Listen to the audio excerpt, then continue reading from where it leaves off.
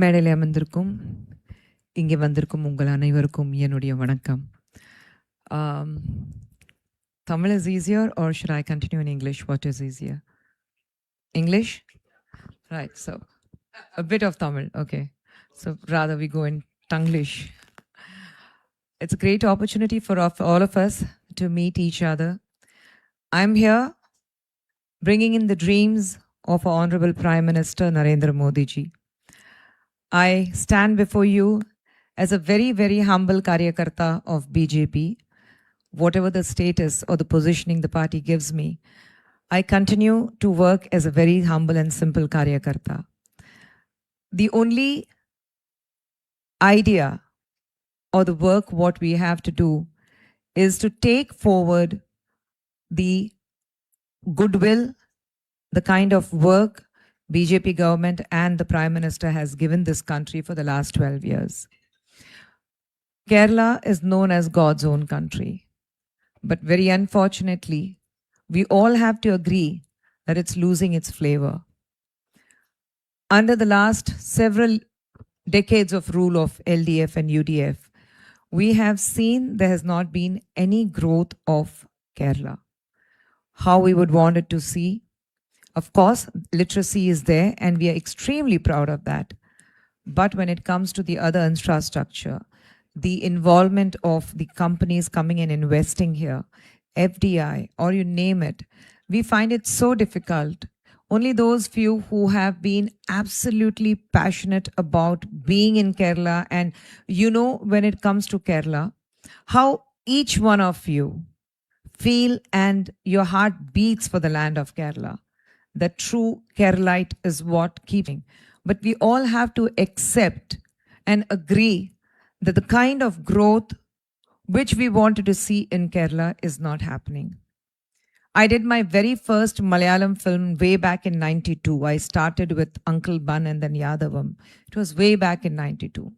92 to now, I wanted Kerala to grow into leaps and bounds. You have everything, the largest port of the nation. In fact, globally, it's on the 83rd place. Virinium Port is the 83rd largest port of the world. Yet you don't have an immigration center there as yet, which comes under the state government. It's the very bitter fight for power, which keeps playing time and again. Whatever the policies that have been brought in by the BJP government is not been implemented in the state is because they feel that people will understand, because there's 100% literacy, people will understand this is not their policy and the policy is central government, union government policy. Now, please, we need to understand, unlike UDF, where everything was named after one particular family, except probably Narendra Modi Stadium, which is in Ahmedabad, not one policy, not one scheme brought in by the Prime Minister is named after Narendra Modi Yojana.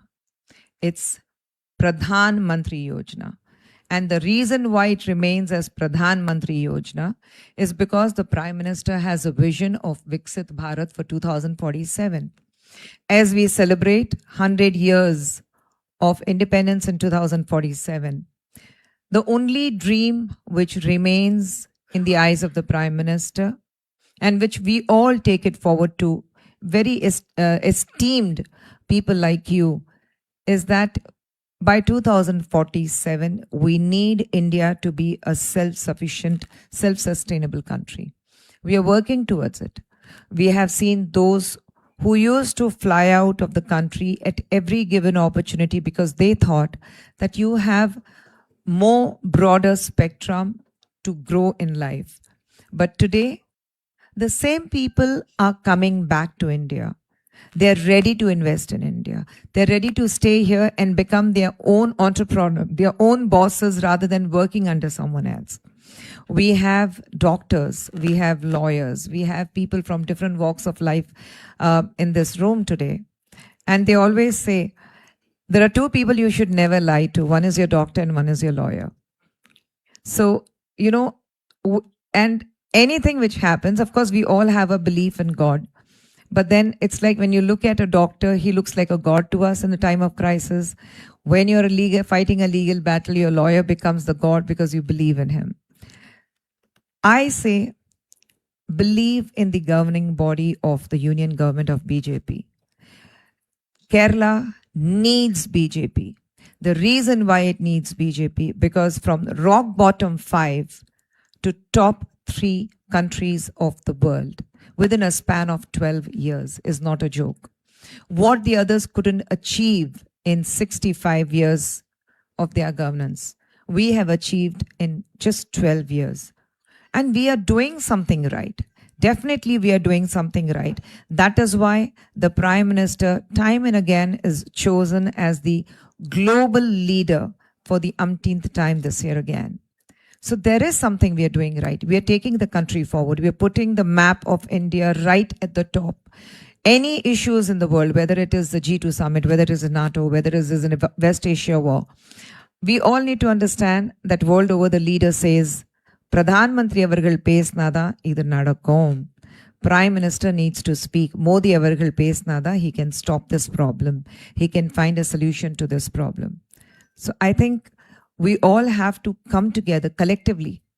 இதில் யாருக்கும் தனிப்பட்ட முறையில் எந்த லாபமும் கிடையாது, உங்களுக்கு எனக்கு எந்த லாபமும் கிடையாது. ஆனால் நம்ம மண்ணு சொல்லும்போது, நம்ம கேரளா மண்ணு சொல்லும்போது, காட்ஸ் ஓன் கண்ட்ரி சொல்லும்போது, கடவுள் உண்டாக்குன இவ்வளோ அழகான ஒரு மாநிலம், அதை கடவுளோடைய மண் இது சொல்கிறோம். அப்படி இருக்கும்போது why not make it the same way what it is expected to be, what it should be. இது யாரால ஒருத்தரால பண்ண முடியாது நிச்சயமாக.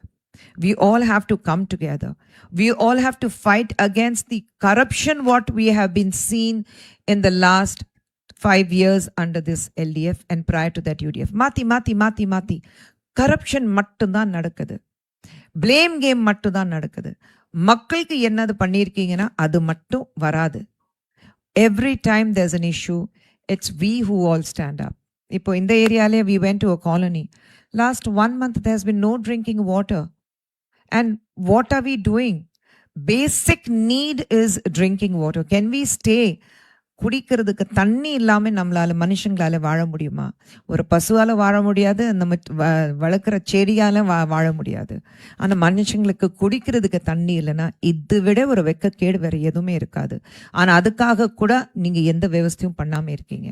ஆனால் நாங்கள் பெண்களுடைய பாதுகாப்புக்காக, அவங்களுடைய மரியாதைக்காக, அவங்களுடைய மரியாதை செலுத்துறதுக்காக we have built 13 crore toilets for women, because we need to understand that when we talk about Nari Shakti, it's about every Nari of this country. It's very, very unfortunate being a woman. I must say, very unfortunate, whether it's here or Tamil Nadu. Every time there's a sexual assault against a woman, it always converts into which party the girl belonged to or which party the perpetrator belonged to. Or it goes a step further and then it starts at which religion that person belongs to. It's very unfortunate. We all need to understand women is not a commodity for political battles. Women need to be respected as the Nari Shakti of this motherland called India. And we promise to every woman of this country, not only in this Kerala state, not only in the state of Tamil Nadu where I come from, but to every woman of this country, we promise to give you that position, that power, that every woman needs to be empowered. She has to be on her own, financially and mentally. She needs to be strong to take it forward. And again, we all need to stand together. Men play a very, very vital role. We are not here talking about gender equality. We are not going to fight for that. But we all need to understand that we have seen women empowerment growing leaps and bounds in the last 12 years. At the topmost workplace, we have women, where we have never seen women doing acrobats at Republic Day celebration in Delhi. We have seen women performing motorbike acrobats. They are there when we had Operation Sindoor. It was women who were at the forefront and fighting the battle and giving orders. We have somebody like Nirmala Sitharaman who is there for 9 years continuously presenting the budget of the country. We had Sushma Swaraj. We have Smriti Irani. We have women who have been given that position and power to run. And today, when you look at Delhi, the first time MLA, Rekha Gupta, is the chief minister. And she's doing a brilliant job. People, you go there and see. I just flew in from Delhi this morning. You see the way people talk about her. I think we all need to understand that we need to push ourselves a little further and understand and very easily find the difference in the working pattern of the BJP and the rest of the parties. People who give you false promises. தேர்தல் நேரத்துல தான் பொய்யான வாக்குறுதி வரும். நாங்க இது பண்ணிடுறோம், அது பண்ணிடுறோம், இது செய்வோம், அது செய்வோம். தேர்தல் முடிச்ச உடனே வரவே மாட்டாங்க. And I will say, and I must say, that I'm very proud that Kerala is changing. Where they said that lotus can never bloom in Kerala and Tamil Nadu. In Tamil Nadu, we have 4 MLAs in the assembly. And in Kerala, when you see that you have 2 MPs, you have 30 municipal corporation presidents, you have mayor in Trivandrum. So people are changing. We are winning. People are giving the confidence to BJP. And this is where we feel that this is the start. And this start needs to continue. Every line starts with a dot, but then the dot has started. Now it's up to us how we take the line forward. And it has to be the straight line. Please tell me if anybody can say in the last 12 years of BJP government, you have seen one corruption charges against any one of us and say that this is the corruption, this is a scam that has happened in BJP government. Nobody can talk about it. Nobody can point a finger. But when it comes to Congress, when it comes to LDF or the UDF together, you have only corruption, corruption, corruption. You have UDF, Congress and Communist fighting with each other here together. But when it comes to West Bengal, they stand against each other. There are the accusation charges. So I don't understand this policy. One state, you're friends. The other state, because it's election, you turn foe. You find faults with each other. At least we don't work like that. We stand together. We believe in unity. We believe in togetherness. And when we say we, it means all of us, every citizen of this nation. Every policy which has been brought in by this union government of BJP, by the Prime Minister, it is for every member of this, every citizen of this country. None of the policy says where some political people start saying that, oh, this policy doesn't reach out to the minorities, this policy doesn't reach out to the backward class.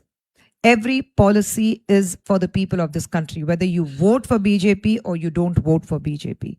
But the policies are meant for this country, for this nation to grow. And this includes every person right in the front to the one right at the back. So we all seek your humble support. We all need all of us to stand together. And we cannot find a better candidate than Sandeep ji, because we all know what a favorite person he is to the Prime Minister. Every time Prime Minister is here, he not only does the translation of his speech or Home Minister's speech, but he's also very specially loved by the Home Minister and the Prime Minister. So if he has been chosen to help the people, serve the people of this area, it is definitely after a lot of thoughtfulness, and they have seen his work, that how எப்படி உங்களுக்குள்ள ஒருத்தனாக, உங்களுடைய நண்பனாக, உங்களுடைய ஃப்ரெண்டாக, வீட்டில் ஒருத்தராக, வீட்டில் தமிழில் சொல்லுவாங்க வீட்டில் செல்ல புள்ள, அந்த மாதிரி he has been working for you, and we promise you that he shall continue to work for the people of this area, for the people of Kerala. All we seek is your support. You have understood how the government, the last government, has been working. So we all say that, and I very humbly seek your support to make sure that BJP wins. And it's my dream, and probably every Karyakarta's dream of Kerala, to take one chief minister from Kerala and present it to a prime minister. And we really hope, and we are very, very positive that this assembly election, we will be getting one chief minister from Kerala, and we'll be gifting it to the Prime Minister for all the good work and the noble work that he's been doing. Thank you very much.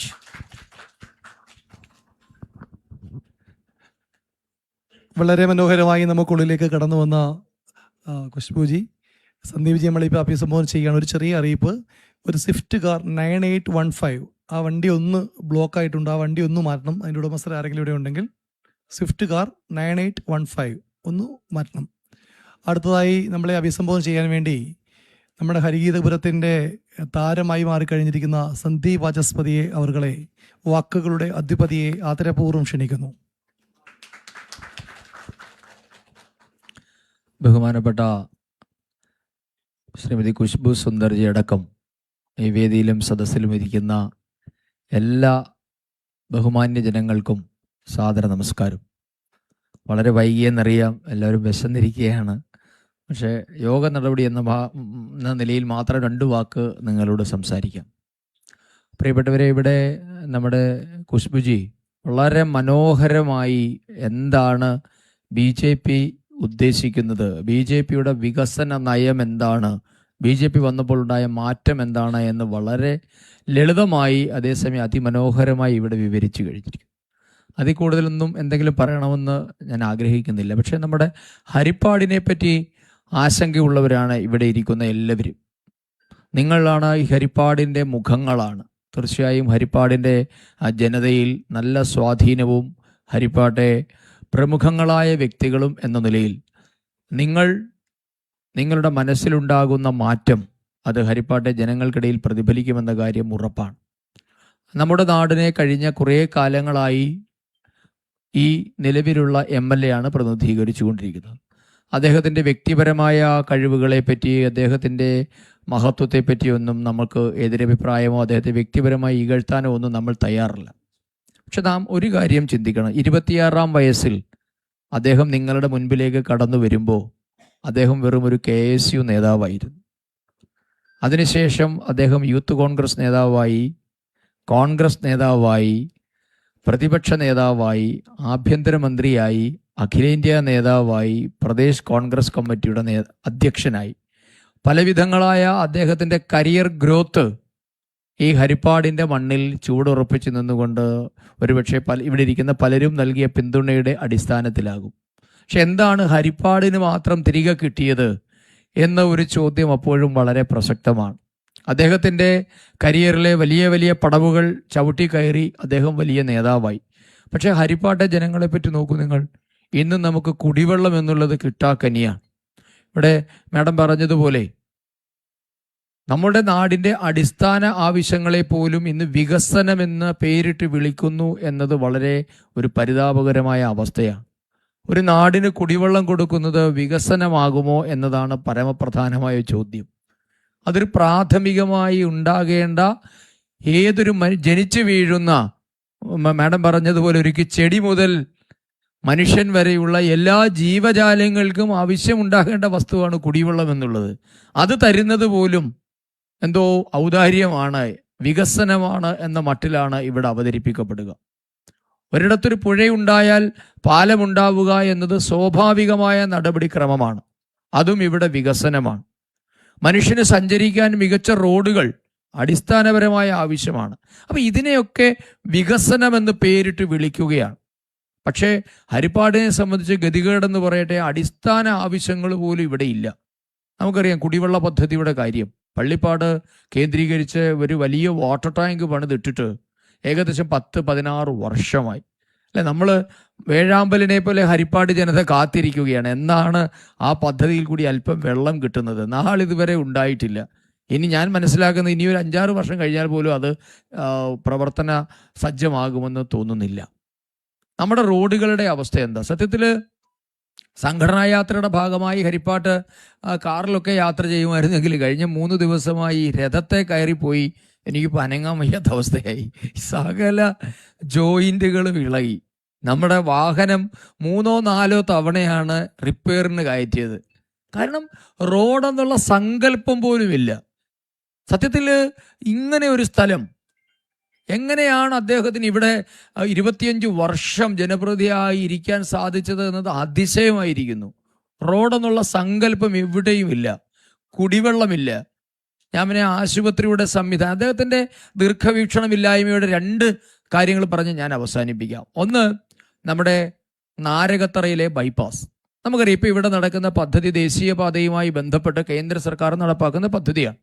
അപ്പോൾ ഒരു national highway വികസിപ്പിക്കാൻ കേന്ദ്ര സർക്കാർ തീരുമാനിച്ചാൽ അതിൻ്റെ alignment എന്തായിരിക്കും?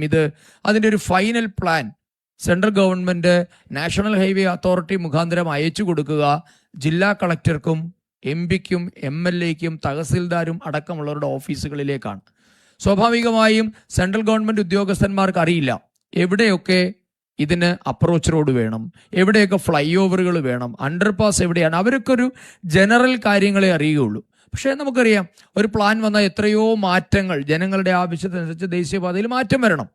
നാരകത്തറയിലെ അടിപ്പാത എന്നുള്ളത് നാച്ചുറലായി സംഭവിക്കേണ്ട ഒരു കാര്യമായിരുന്നു. പക്ഷേ നിങ്ങൾ നോക്കൂ, വേലായുധ സ്വാമിയുടെ ആറാട്ട് കടന്നു പോകേണ്ട വഴിയാണത്. അപ്പുറത്ത് കുമാരപുരവും കരിവാറ്റയും തൃക്കുന്നപ്പുഴയും ആറാട്ടുപുഴയുമുള്ള പഞ്ചായത്തുകളെ നമ്മളുടെ മെയിൻ ലാൻഡുമായി ബന്ധിപ്പിക്കാനുള്ള ഒരു വഴി കൂടിയാണിത്. അവിടെ ഒരു അണ്ടർപാസ് വേണമെന്ന് പറഞ്ഞു കൊടുക്കാനുള്ള ആസൂത്രണം അല്ലെങ്കിൽ അദ്ദേഹത്തിന്റെ ശ്രദ്ധയിൽ പെട്ടിട്ടില്ലായിരിക്കും, എന്തായാലും നമുക്കറിയില്ല. അങ്ങനെ ഒരു സംഭവമേ ഉണ്ടായില്ല. ഇവിടെ നമ്മുടെ മണ്ഡല അധ്യക്ഷൻ സുമേഷ് ഇവിടെ ഇരിപ്പുണ്ട്. അദ്ദേഹം കുമാരപുരംകാരൻ കൂടിയാണ്. കുമാരപുരത്തെ ഭാരതീയ ജനതാ പാർട്ടിയുടെ പ്രവർത്തകര്, ഹൈവേയുടെ ആക്ഷൻ കമ്മിറ്റിയുടെ ചിലരൊക്കെ ഇവിടെ ഇരിപ്പുണ്ട്. അവരെല്ലാവരും കൂടെ ചേർന്ന് നടത്തിയ ഒരു പ്രയത്നം ജില്ലാ അധ്യക്ഷ നിലയിൽ എനിക്ക് ആ നിവേദനം തരികയും, ഞാൻ പറയുന്നത് BJP സംസ്ഥാന ഘടകത്തിന് ഇതുമായി ബന്ധപ്പെട്ട ഒരു 10 ലക്ഷം രൂപ ചെലവായിട്ടുണ്ട്. ഏറ്റവും ചുരുങ്ങിയത് ഒരു 5-6 തവണ ദില്ലി യാത്ര തന്നെ വേണ്ടി വന്നു ഈ ഒരു ആവശ്യത്തിന് വേണ്ടി. കാരണം ഒരു ഫൈനൽ അപ്രൂവലായ ഒരു പ്ലാനിൽ മാറ്റം വരുത്തുക എന്നുള്ളത് വലിയ ഒരു ഹെർക്കൂലിയൻ ടാസ്ക്കാണ്.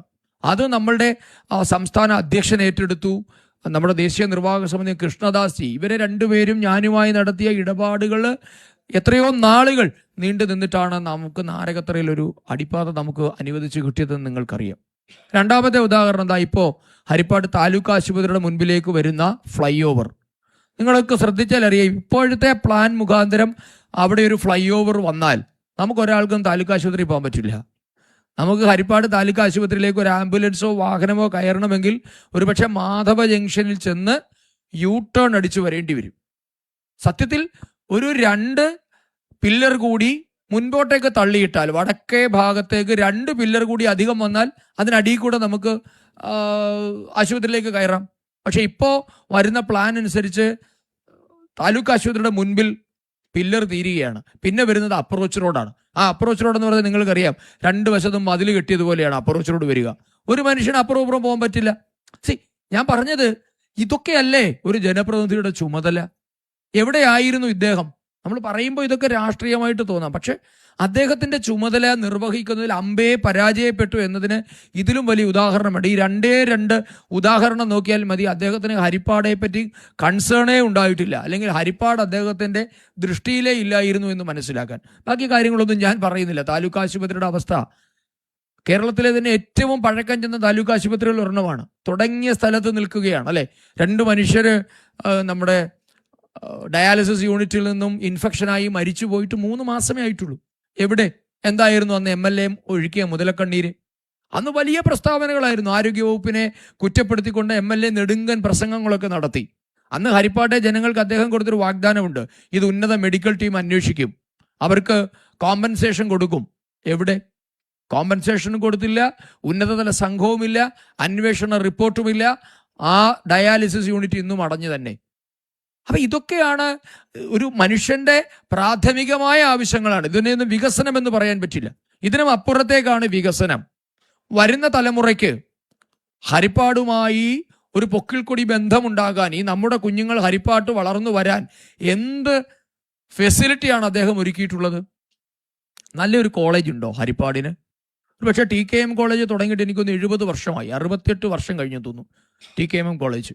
ആ കോളേജ് അല്ലാതെ ഹരിപ്പാട് എന്താണ് ഒരു വിദ്യാഭ്യാസ സ്ഥാപനമുള്ളത്? ഒരു ഹരിപ്പാടിന് ഒരു വിദ്യാഭ്യാസ സ്ഥാപനം തുടങ്ങാൻ എന്തെങ്കിലും പോരായ്മയുള്ള സ്ഥലമാണോ? എത്രയോ മഹാന്മാര് ജനിച്ചു വളർന്ന ഒരു മണ്ണാണിത്. ഒരു നല്ലൊരു കോളേജ്, ഒരു ആർട്സ് കോളേജാണ് ഇവിടെ ആകെയുള്ളത്. ഒരു എഞ്ചിനീയറിംഗ് കോളേജോ ഒരു മെഡിക്കൽ കോളേജോ ഒരു പ്രൊഫഷണൽ വിദ്യാഭ്യാസ സ്ഥാപനം ഹരിപ്പാട് ഇല്ല. എന്തിനു പറയുന്നു? നിങ്ങൾക്ക് എത്രയോ പ്രായമായ നമ്മളുടെ സീനിയർ സിറ്റിസൺ, അവർക്ക് വൈകുന്നേരങ്ങൾ ചിലവഴിക്കാൻ ഒരു പാർക്ക്, അങ്ങനെ ഇല്ലാത്തൊരു നഗരമുണ്ടോ? സത്യത്തിൽ നമ്മൾ ചിന്തിച്ചു നോക്കിയോ? ഇവിടെ മോഹൻലാല് മുൻകൈ എടുത്ത് ഇവിടെ ഒരു ആശീർവാദ് സിനിമാസ് വന്നില്ലായിരുന്നുവെങ്കിൽ എന്താകുമായിരുന്നു? നമുക്കൊരു സിനിമ കാണണമെങ്കിൽ എറണാകുളത്ത് പോകേണ്ട ഗതികേടാണ് ഹരിപ്പാട്ടുകാർക്ക്. ഒന്ന് ആലോചിച്ച് നോക്ക് നിങ്ങൾ. അപ്പൊ ഇങ്ങനെ ഇതെല്ലാമല്ലേ, ഇതൊക്കെ ഒരു പ്ലാനിങ്ങിന്റെ ഭാഗമല്ലേ? നിങ്ങളൊരു KSRTC ബസ് സ്റ്റേഷൻ പണിതിരിക്കുന്നു, എത്ര കോടി രൂപ ചെലവഴിച്ചത്? ആർക്കാണ് പ്രയോജനം? ആ KSRTC ബസ് സ്റ്റേഷൻ കൊണ്ട് ആർക്കെങ്കിലും പ്രയോജനമുണ്ട്? അത് പണിത കോൺട്രാക്ടർക്കല്ലാതെ പിന്നെ അതിനകത്ത് കമ്മീഷൻ മേടിച്ചിട്ടുള്ളവർക്കും അല്ലേ? അവിടെ ഒരു മൂത്രം ഒഴിക്കാൻ, കഴിഞ്ഞ ദിവസം ഞാനൊരു ചാനൽ ചർച്ചയിൽ പറഞ്ഞതുപോലെ അവിടെ ഒരു മൂത്രം ഒഴിക്കാൻ സ്ഥലമുണ്ടോ? കാരണം കുടിവെള്ളം ഇല്ലാത്തതുകൊണ്ട് ഹരിപ്പാട്ടുകാർ മൂത്രം ഒഴിക്കേണ്ടെന്ന് തോന്നുന്നു. കാര്യം MLA ലൈൻ, കുടിവെള്ളവും ഇല്ല, മൂത്രം ഒഴിവുമില്ല അല്ലേ? ഇങ്ങനെ പോലും ചെയ്യാൻ സാധിക്കാതെ നമ്മൾ പറയില്ലേ, ടേക്കൺ ഫോർ ഗ്രാൻഡഡ്. ഹരിപ്പാട്ടെ നാട്ടുകാർ എനിക്ക് എന്നും വോട്ട് ചെയ്യും, ഞാൻ എന്തോ വലിയ തമ്പുരാനും നിങ്ങളൊക്കെ എനിക്ക് വോട്ട് കുത്താൻ വിധിക്കപ്പെട്ടവരും. ഈ ഒരു അവസ്ഥ ചോദ്യം ചെയ്യപ്പെടേണ്ടതുണ്ട്. അതിനെതിരെയാണ് ഇത്തവണത്തെ നമ്മുടെ പോരാട്ടം. കാരണം ഇത് ഹരിപ്പാടിന് വേണ്ടിയിട്ടുള്ള പോരാട്ടം, ഇതിനകത്ത് ഒരു രാഷ്ട്രീയവുമില്ല. ഞാൻ അതേപോലെ ചോദിക്കും, ഒരു പോയിന്റ് കൂടെ പറഞ്ഞ് അവസാനിപ്പിക്കാം. കടലാക്രമണം. സത്യത്തിൽ തീരദേശ പാതയിലേക്ക് ചെല്ലുമ്പോൾ നമുക്ക് വിഷമമാണ് വരിക. കടലാക്രമണം തടയാൻ ഒരു MLA-ക്കും ഒരു പ്രധാനമന്ത്രിക്കും പറ്റില്ല, നമുക്കറിയാം. എവറി സീസൺ അതുണ്ടാകും, നമുക്കറിയാം. വേണ്ട ഡേറ്റ് വരെ പറയാൻ പറ്റും. ഇന്ന് നമ്മളുടെ ഉപഗ്രഹ സംവിധാനങ്ങൾ ഇത്രയേറെ, നമ്മുടെ കാലാവസ്ഥാ നിരീക്ഷണം എന്നുള്ളത് ലോകത്തിലെ തന്നെ ഏറ്റവും ബെസ്റ്റായിട്ടുള്ള പ്രഡിക്ഷൻ സെൻ്റർ ഉള്ളത് ഇന്ത്യക്കാണ്. അത്രയേറെ നമ്മളുടെ ഉപഗ്രഹ സാങ്കേതിക വിദ്യ നമ്മൾ ഉപയോഗിക്കുന്ന ഒരു നാടാണ്. അപ്പൊ കടലാക്രമണം എന്നുണ്ടാകും, വേലിയേറ്റം എന്നുണ്ടാകുമെന്ന് പറയാൻ തക്ക ശേഷി ഇന്ന് രാഷ്ട്രത്തിനുണ്ട്. പക്ഷെ എന്താ ചെയ്യുന്നത്?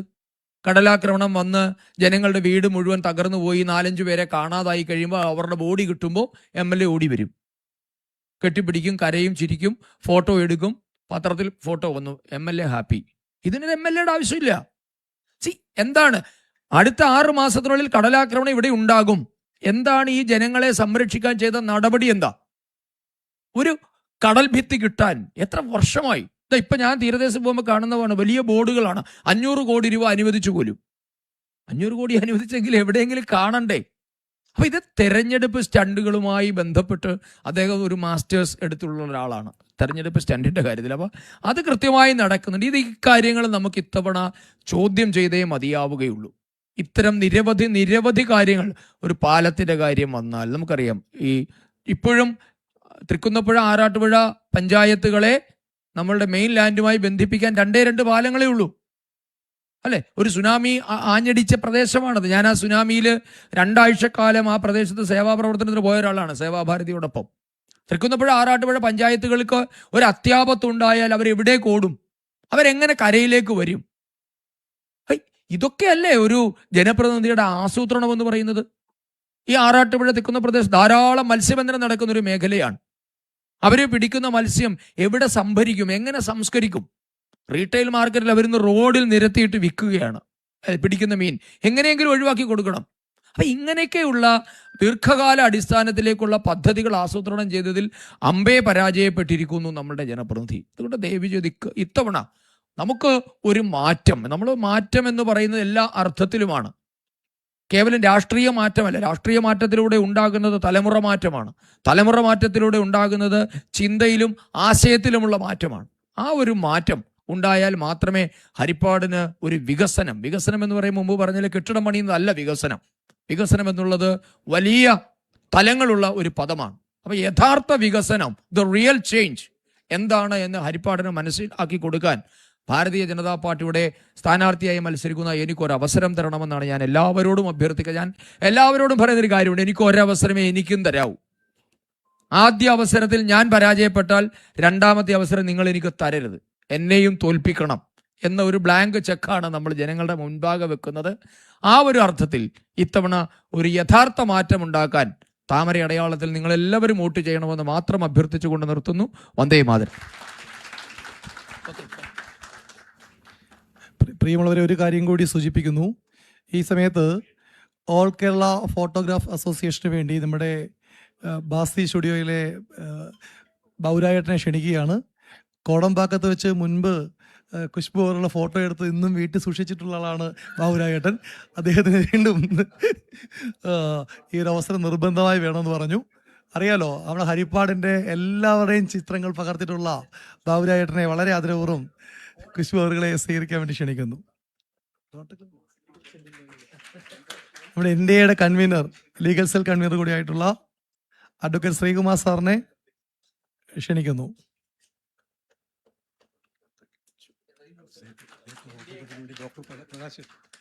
റോട്ടറി ക്ലബിന് വേണ്ടി ഡോക്ടർ പ്രകാശ് സാറിനെ വളരെ ആദരപൂർവ്വം ക്ഷണിക്കുന്നു.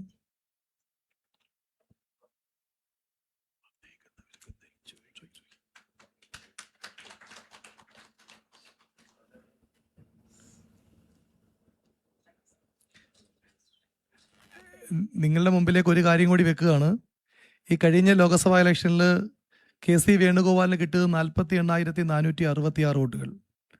നമുക്ക് കിട്ടിയത് 47,121 വോട്ട്. വെറും 1,345 വോട്ടിൻ്റെ വ്യത്യാസമായിരുന്നു ഉണ്ടായിരുന്നത്. പോലീസ് ഇന്റലിജൻസ് റിപ്പോർട്ട് അനുസരിച്ച് സന്ദീപ് ജിക്ക് 52 മുതൽ 57,000 വോട്ട് വരെയും രമേശ് ചെന്നിത്തലയ്ക്ക് 55 മുതൽ 56 വരെ വോട്ടിൻ്റെ ഡിഫറൻസ് ആണ് ഇപ്പോൾ കാണുന്നത്. ഈ ഇരിക്കുന്ന ആൾക്കാർക്ക് ഏതാണ്ട് 50 വോട്ട് മിനിമം ക്യാച്ച് ചെയ്യാൻ സാധിക്കുന്ന ഒരു ടീമാണ് ഇവിടെ ഇരിക്കുന്നത്. ക്രീം ടീമാണ്. ഇപ്പം 150-ലധികം ആൾക്കാരുണ്ട്. നമ്മൾ വിചാരിച്ചാൽ 7,500 വോട്ട് അധികമായി പിടിക്കാൻ സാധിക്കും. ഈ ഒരു ടീം വിചാരിച്ചാൽ 7,500 വോട്ട് അധികമായി പിടിക്കാൻ സാധിക്കും. അപ്പോൾ പോലീസ് ഇന്റലിജൻസ് റിപ്പോർട്ടിനെയും കവർ ചെയ്തുകൊണ്ട് 60,000-ന് മുകളിലേക്ക് നമുക്ക് എത്താൻ സാധിക്കും. അത് എത്തിക്കണ്ടേ? സഹായിക്കുമോ? എത്തിക്കണം. നമ്മളൊരു ടീമായി BDJSനെ സ്വീകരിക്കാൻ വേണ്ടി ശ്രീ മോഹനൻ ചേട്ടനെ, മണ്ഡലം പ്രസിഡന്റാണ്, അദ്ദേഹത്തെ ആദരപൂർവ്വം ക്ഷണിക്കുന്നു.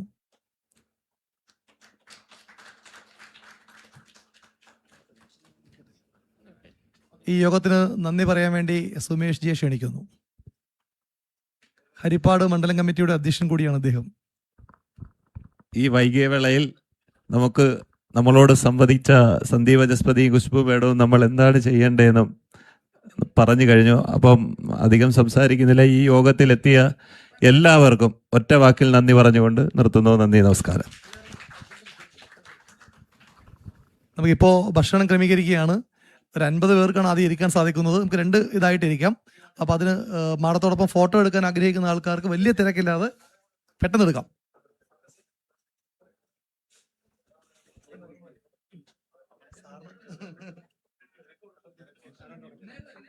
നമ്മുടെ യോഗം അവസാനിച്ചു.